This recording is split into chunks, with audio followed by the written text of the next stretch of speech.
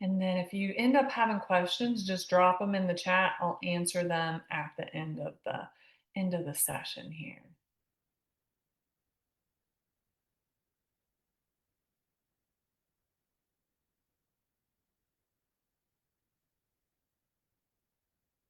Taking a moment. All right. All right. Hello, everyone. My name is Brittany Cano with Holistic Nurse Coaches, and welcome to the Midlife Metabolism Reset webinar. We're going to be talking about peptides, and we're also going to be talking about lifestyle medicine.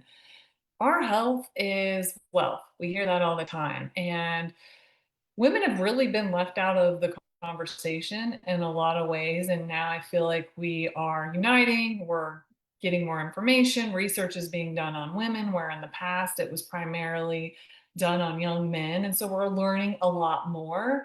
And so my intention with this webinar is to support you in your health, support you in your well being. You hear me say it all the time. You only have this one precious life to live. And so, what are the things that are within our control? Of course, there's things that are out of our control. But when it comes to metabolism, when it comes to our well being, there are a lot of things that are in our control. And so, that's what we're going to focus on.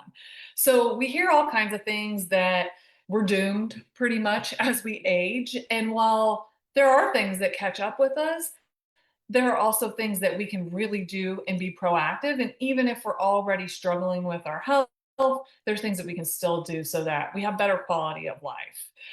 I was actually listening today to Mel Robbins' podcast, and it's surprising to know that our metabolism's pretty darn steady up until 60 years old. So there are things though that impair our metabolism. That being said, we've been on this earth for a longer period of time. Every year we get older. And so with that can come things that affect our health and well-being.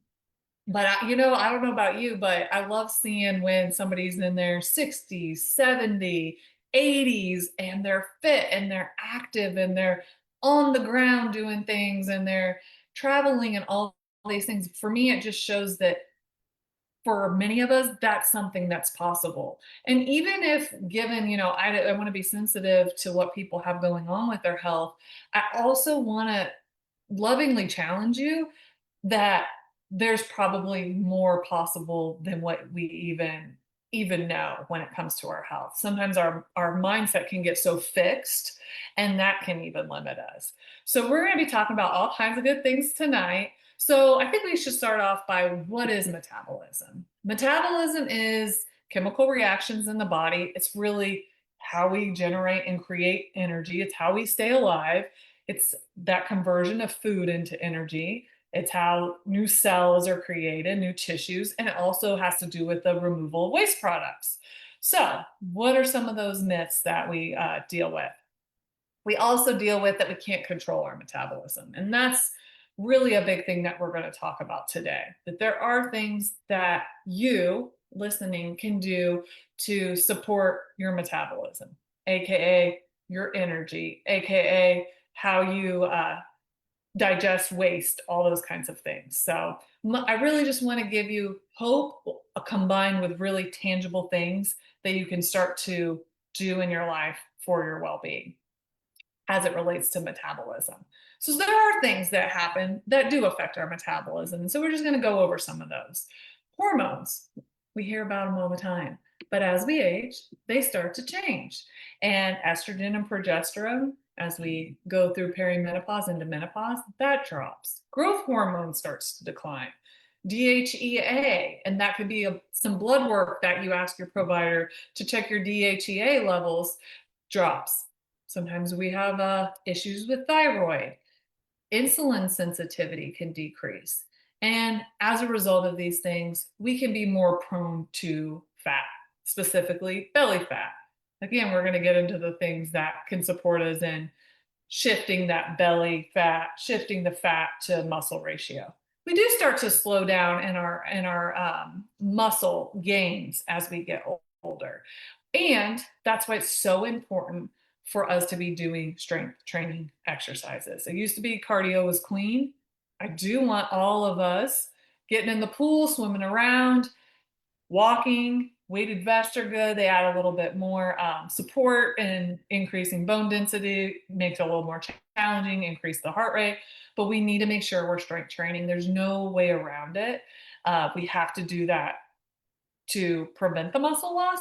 Also, again, supports our metabolism. It's good for our heart. Women, as we're age, we get higher risk of heart disease. So, really need to do strength training exercises to help with heart health as well. And we all know you might not feel like working out, but after you move your body, you feel so much better. It really is a mental health benefit as well, huge in working out. So again, meet yourself where you're at. If you're just getting into movement, body weight exercises, if you've been working out for a long time and you're doing 12, 15 reps of that weight, it's time for you to increase the weight that you're lifting. I want you to lift heavy. I want it to be hard to do 6 to 8 reps. And of course, be safe with that. As we age, our mitochondria energy starts to decline. That's why NAD plus can be a really great thing. It works on the mitochondria, it works on the energy center of the cell. As that mitochondria function decreases, then we might be more tired. We might have slower recovery. We might have brain fog. And this is one of the places where I love where nutrition can come in, lifestyle medicine, and peptides are amazing for this. The longer we're here on this earth, the more we're exposed to things that increase our inflammation, toxins, for example. So, what are some of those toxins? I made a list here.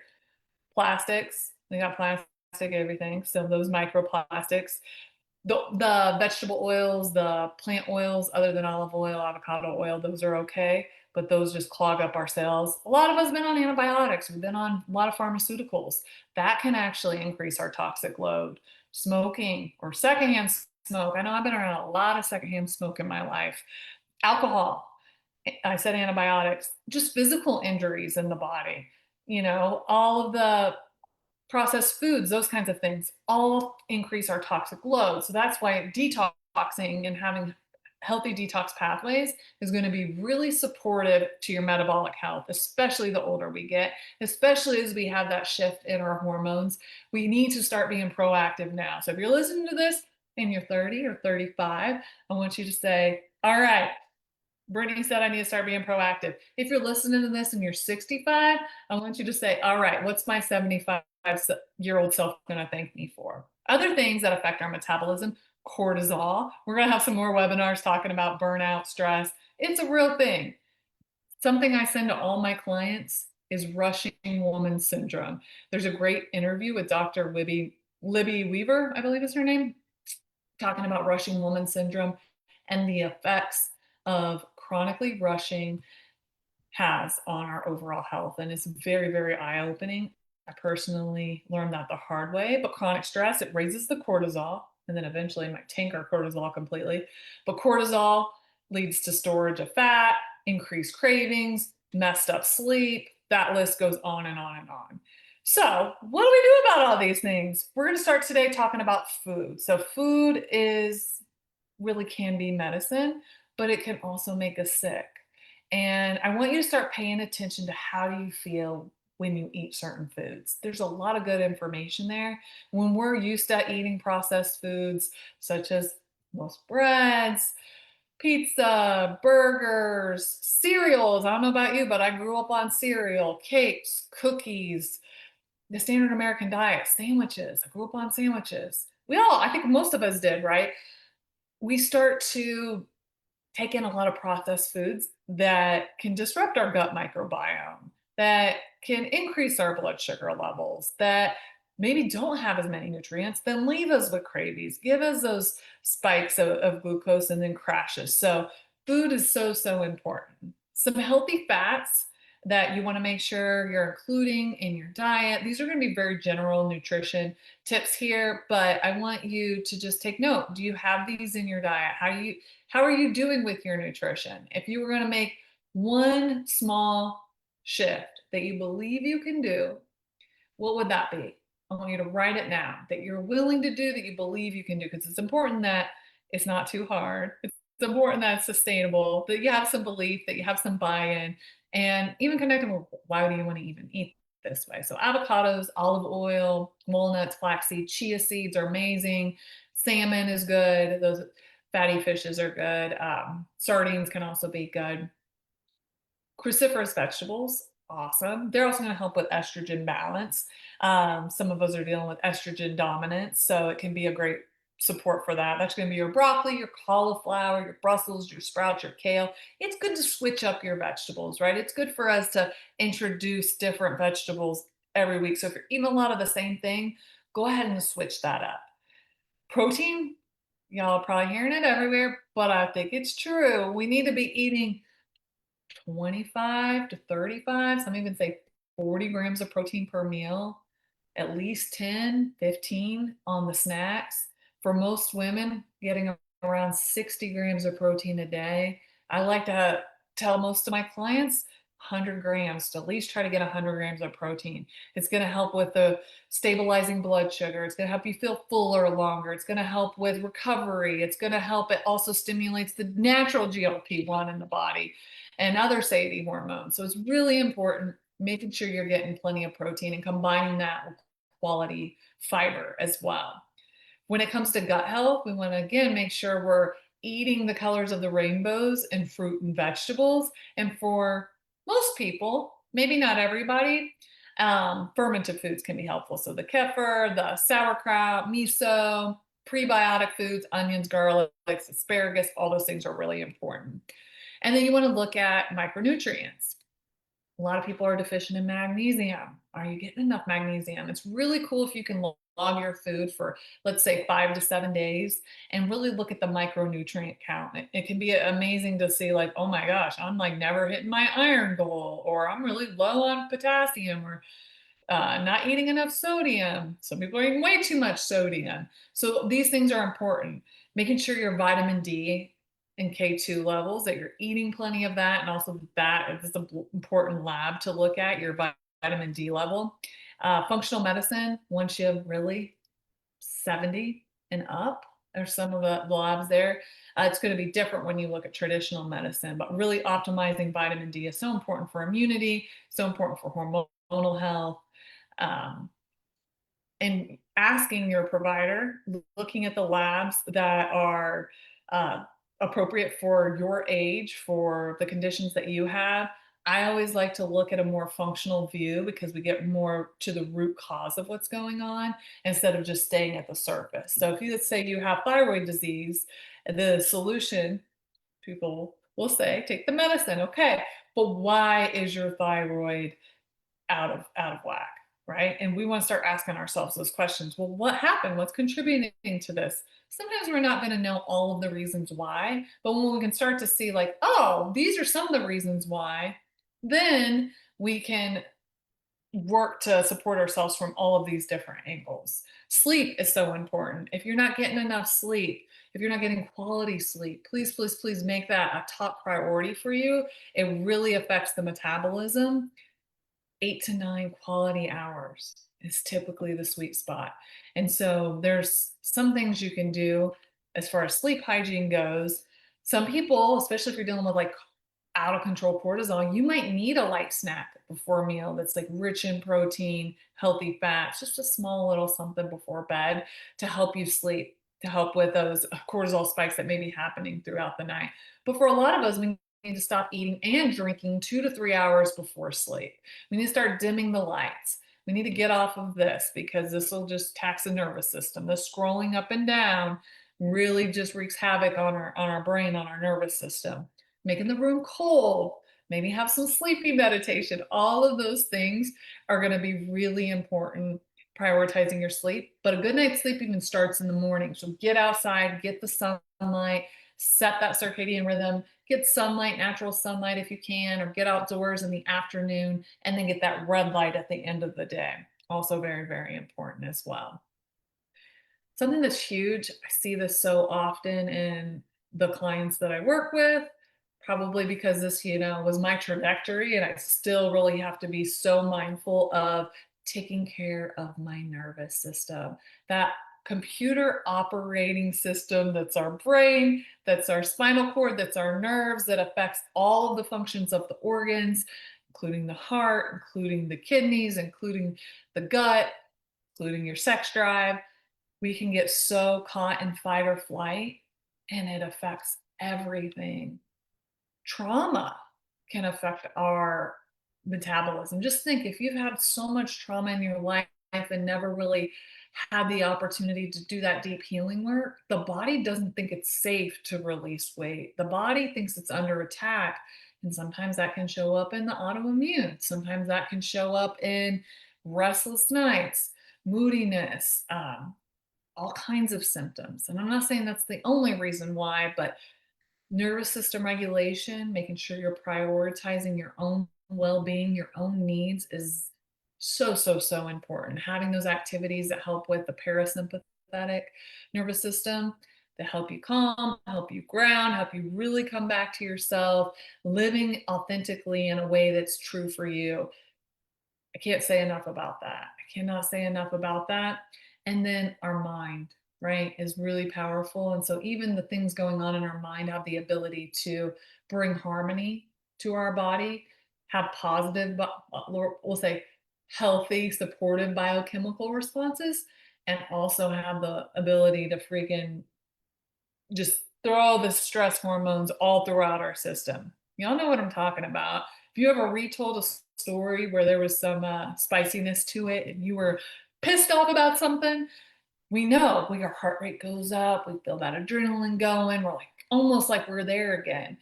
And sometimes we're on repeat with all kinds of those things. Sometimes we're conscious of it, but sometimes we're not. Just think of what happens, that cascade effect of the stress of that. So the mind's so important. Very, very, very important there.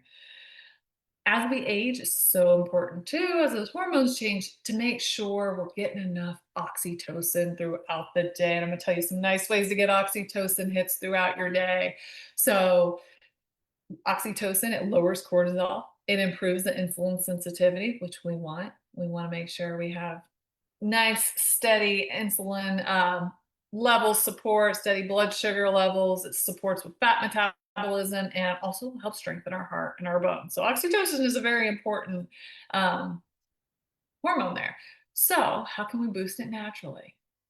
And I want to encourage you to do like this 10 to 20 to 30 times a day. Hugging, massage, intimacy, whether you're go and hug somebody that you love, whether you give a compliment, receive compliments, laughter, friendship, group connection. That's one of the things I think is just so magical. I love offering group things, whether it's a retreat or workshop, because so much healing happens when we're in community in that way.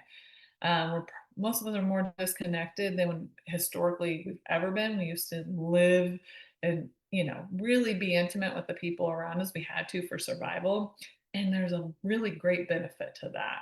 Singing, chanting, breath work, your dogs, your cats, all those things help with oxytocin. So maybe write that down.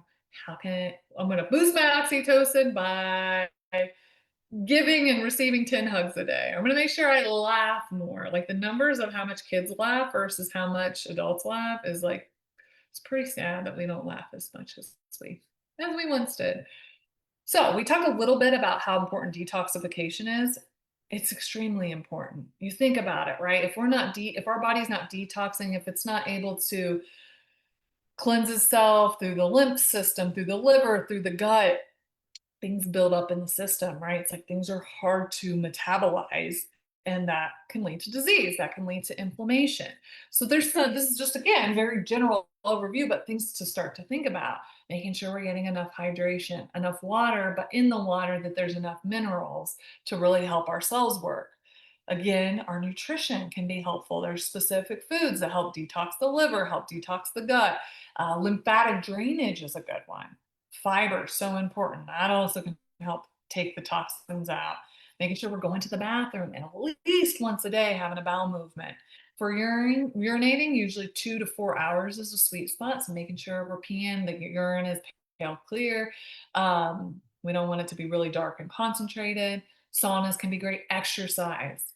Again, our bodies are designed to move. We think about it, right? Like we might say, like, oh, metabolism slows down because I'm older, but I want you to look at how active were you when you were younger? For a lot of us, maybe we were more active when we were younger. We had more energy. You think of like, okay, my detox load is super high. been exposed to all kinds of things, right? Most of us have. Maybe we've had quite a bit of trauma and haven't worked with somebody to support us through that, or like done our own trauma healing. So that can be slowing us down. Life events, the list goes on and on and on. And maybe we're not as active. Maybe we spend a lot of our time on our couch or in our chair. Or, we don't go walk and move like we used to. Excuses come up. We're tired, with good reason sometimes. So we can just see that we're not maybe moving as much as we used to. So moving, and it's that initial getting started typically is like the hardest part. And just meet yourself where you're at. Do what you can and celebrate it. Feel good about whatever you do.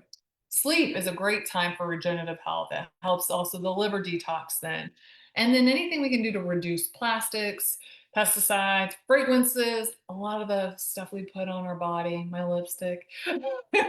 Again, we want to try to reduce our toxic load and do things to help us detox. There's different plants that are really great at that as well. If you have any kind of autoimmune condition, and just a general rule of thumb, be mindful with your detoxing, right? Sometimes we can detox too much too fast, and that is so aggressive for our body. So we don't want to do that either. So I like to tell people pick 1 to 2 things to start to do.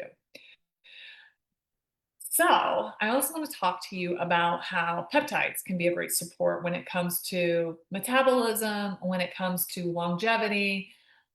I am now be 40 in December, and a couple years ago, I started thinking, I want things that I have been doing that are not real healthy habits, like the wiggle room of not seeing and feeling the consequence of them gets less and less and less. How do I want my future to be? How do I want to feel in the future? So I want you to ask yourself that. And I want you to know that you have a lot of influence on your health. Again, there's things you don't have control of, but there's a lot of things you do have control of. And maybe even making a list. What's in my control, what's out of my control?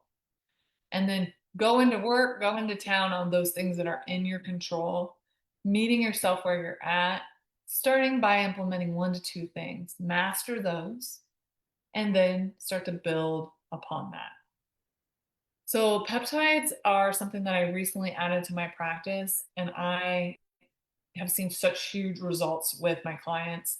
And I recently myself started on the BPC 157 and TB 500 for inflammation, for gut health, for the neuroprotection, as well as I have some injuries from hiking. So, I just started it, so I'll keep y'all posted on how I feel and my results, but the research on it is incredible to see what a difference it makes in recovery.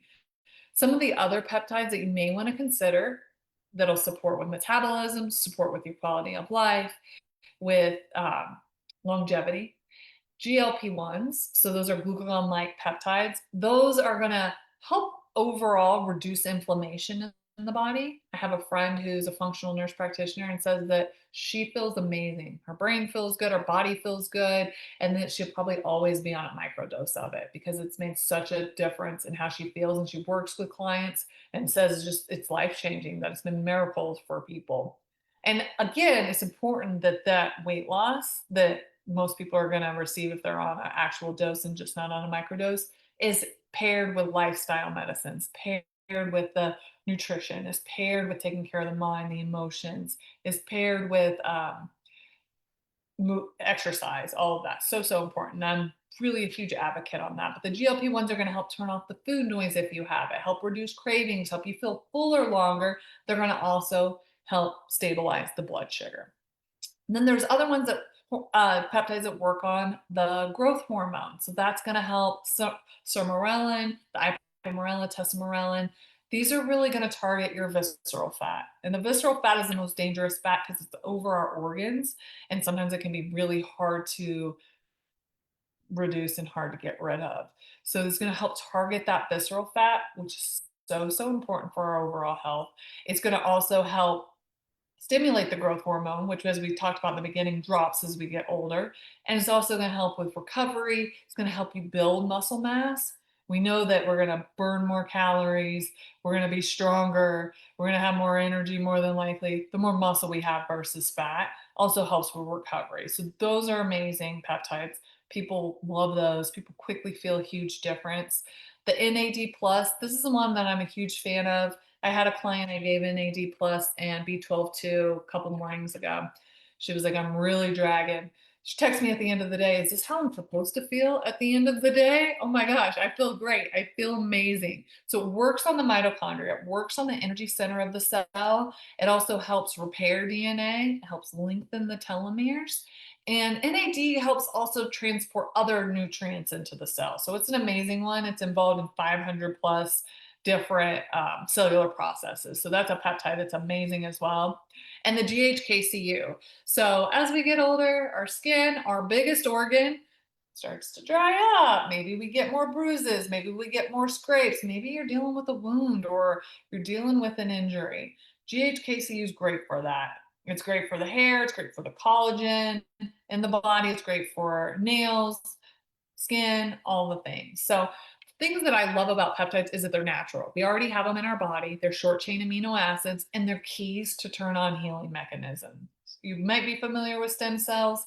Stem cells go into the body, create healing, lower inflammation, but they go wherever, right? And they kind of have a more generalized way of supporting. Now we know that specific peptides really help with specific things, so we can use them to target areas that we really need support with. It's our body recognizes it. It helps our body turn on its healing mechanism. As we know, as we age, we've experienced injuries, we've experienced traumas, toxins, all the things. Our cells are dying, our cells are getting damaged, our organs are getting damaged. So this just helps activate the healing process, which I think is absolutely amazing. Some people already have been on the peptide kick for 15, 20 years, so they're definitely ahead of the game, but this is really where our future is going. Our future is really going to, how do I optimize my health? How do I be my own patient advocate and take care of myself? What do I really need to live a healthy, vibrant, energized life? And I really want you to start asking yourself that. And you hear me say it all the time, be your own advocate. And also, if you have something going on, be your own detective. And if you've really had something going on for a long time, maybe you're tired, you're exhausted. That's why working with somebody like me who's a professional in this space and can help you is really important. Or maybe you're like me with my financial advisor and you just want somebody who understands this to help you navigate it. Find somebody you trust, find somebody who you comes recommended to help you navigate this journey so that you can empower yourself and feel better and enjoy your life. So, how do we put this all together?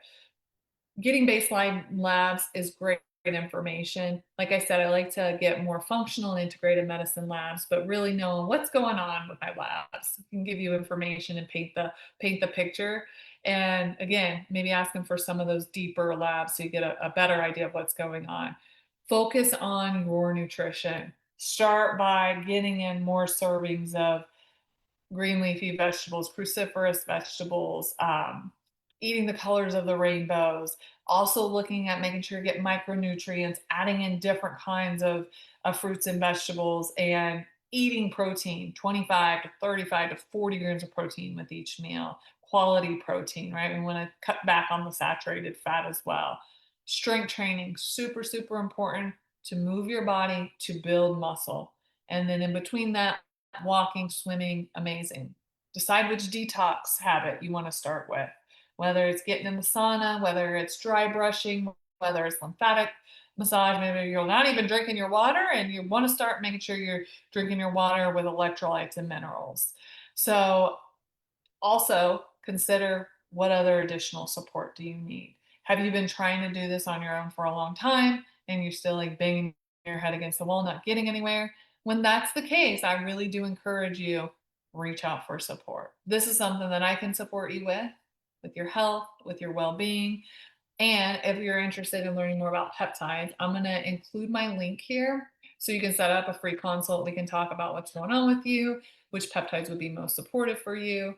Or if you're looking for a more holistic 360 approach with mental health, emotional health, spiritual health, really taking the time for yourself to prioritize your own health, prioritize your own well being. Because my guess is you've focused on other people, you've focused on work, you have focused on everything around you. And now it's really time for you to include yourself in that picture. we can chat and I can support you with that too. I also have a program. So I just want to leave you with this, that whatever symptoms you're having, I know that it sucks to be sick. It sucks not to feel well. It sucks to be tired, right? I get that.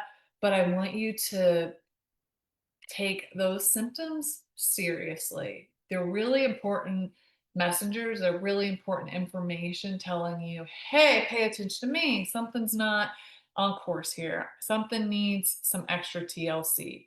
And if you need support with that, if you can't figure it out on your own, that's what I'm here for. But to listen to those symptoms and know that really you deserve to feel well, you deserve to enjoy yourself, to have energy, to do what you're here to do. Like you're here for a reason and for a purpose. And, sometimes things happen and it gets, makes all that really hard. So I'm going to stay on for a little bit and answer any questions you have. And I thank you all for being here. Let me check here. Got a question in the chat. I'm going to, let's see. Oh, that's a great question. Thank you. So, peptides.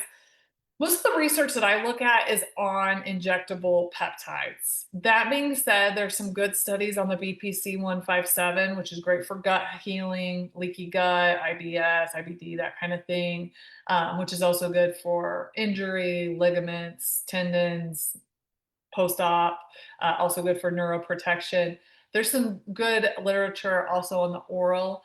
The injection, though, seems to be typically the best way to go for in most cases. And the thing with peptides is you're going to cycle them. You don't have to stay. You're not with most of them, other than the GLP ones. You're not going to be on them any longer than 8 weeks at a time, and then you're going to take some time off and let your body, work that healing that went on and continue on with the healing processes? So that's a really good question. The way most of the peptides come are by a small baby needle injection, and you self-administer at home. There are some intranasal options as well, which do seem to be really effective. People are really liking the intranasal NAD plus. I would probably lean more personally towards a intranasal NAD plus or IM or IV versus the sub-Q baby needle with the NAD plus. The BPC and TB 500 I'm taking is injectable. It's a tiny needle. It doesn't hurt too much, which is nice. I'm not a fan of needles, but I think the benefits of it make it worth it. So thank you all for being here. I know with a lot of information. I hope you wrote down what your next steps are, that you learn. It's always helpful to take what you learned today and share it with somebody. It helps keep it in our brain, and then we get to share something that'll help somebody else with their health and wellness. So I'm around, and if you'd like to connect, let me go ahead and I'll put my link here in the chat. Feel free to share this video too if you have anybody you think who would benefit from it. All right. I thank y'all so much. Have a good night. Bye. Thanks for being here.